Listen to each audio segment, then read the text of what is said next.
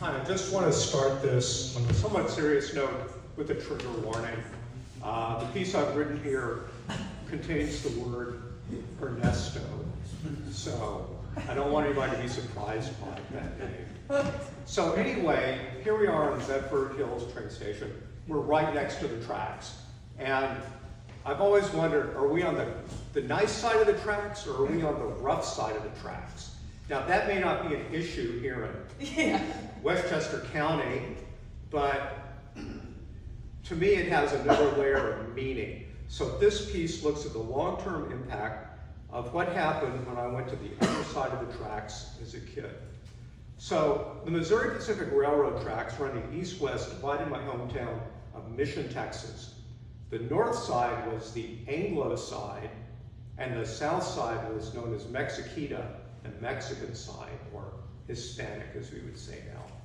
A drive through South Mission down the main drag, Conway Avenue, went past markets, cafes, hardware stores, a Spanish language movie house, and a pool hall.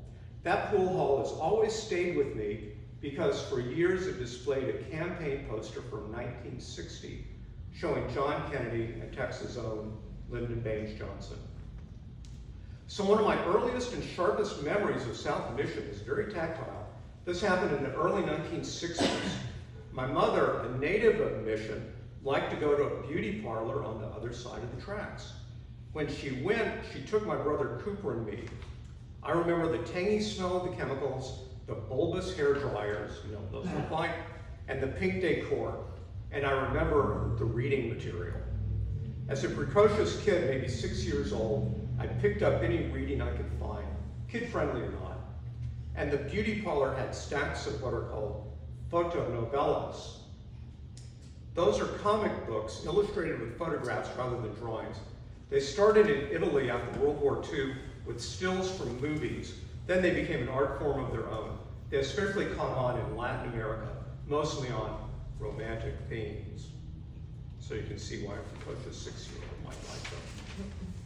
So I can't remember any specific scenes, but the heady mix of the beauty parlor and the romantic fotonovelas stayed with me. Fast forward almost 60 years, and I became intensely curious about fotonovelas. That's more than just a nostalgic yearning for misspent youth. Rather, as a language buff, I'm always looking for effective ways to learn new languages. So are fotonovelas a good way to practice Spanish? I wanted to get my pale gringo hands on a batch of them to find out, but that's harder to do than I expected. An online search turned up no publishers. A high school pal back in Mission, Edward Gonzalez, checked out some supermarkets and he couldn't find anything. So Etsy and eBay had some collections for sale, some in the horror crime genre, some in romance. I especially warmed to a Mexican fotonovela for series from 1981, Valle de Lágrimas, or Valley of Tears. This particular issue, El Secreto, had the cover line, Hay veces que el destino implacable. There are times when destiny is unforgiving. Now that's what I'm talking about. That sounds like just the vocabulary level for a gringo like me. So my sleuthing finally paid off when I did a spin through Google Shopping, a service I'd never used. I searched for fotonovelas, and to my surprise, Google Play had a massive 221-page fotonovela taken from a TV series. It had the irresistible name of Dulce Amor, or I guess if you want to be Castilian, Amor, sweet love. And I could download it to my computer for instant gratification. As I translate the promotional text, it's something about a humble boy from the barrio who wants to be a race car driver and the beautiful, intelligent woman who runs some kind of emporium. I'm not sure what she was selling, but she obviously did a good job of it. So when I wrote this, I had already flipped through the first 40 pages of Dulce Amor. What a mix of things. Fast cars, chauffeurs, nervous romantic encounters, bubble baths, male strippers, and the kind of dialogue that makes fotonovelas worth my while.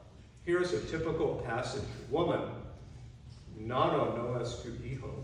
Nano isn't your son. Man, clutching his head in agony. Decime que no es cierto, Dios. Tell me you're not certain. Oh my God. Woman, es hijo de Ernesto, que ahora se muriendo en el cárcel. He is the child of Ernesto, who is now dying in prison. Okay, so far so good. So, I can't find Dulce Amor on my computer. I'm going to keep looking through all my different hard drives. So are fotonovelas a good way to learn a language? Absolutely. I would love to find them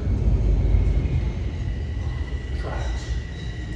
I'd love to find them in other languages that interest me, like Portuguese and even Russian. Although Russian telenovelas might be really depressing with everybody all bundled up and chugging vodka and being unhappy. You know, you're not going to see any palm trees and bikinis there. So, but anyway, the telenovelas are great because they deal with basic human conditions that have meaning in every language.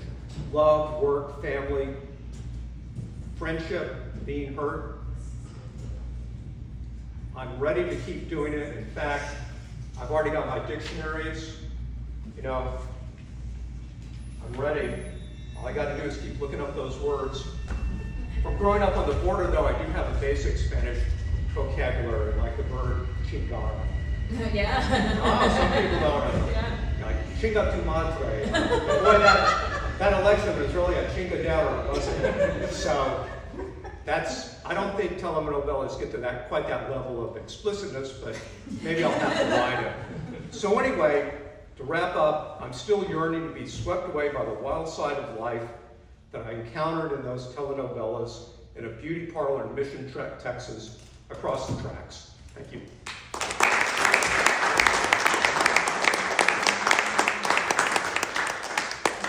I'm putting some business cards in the back if you want to keep up with it. I put all my videos on YouTube. All right, give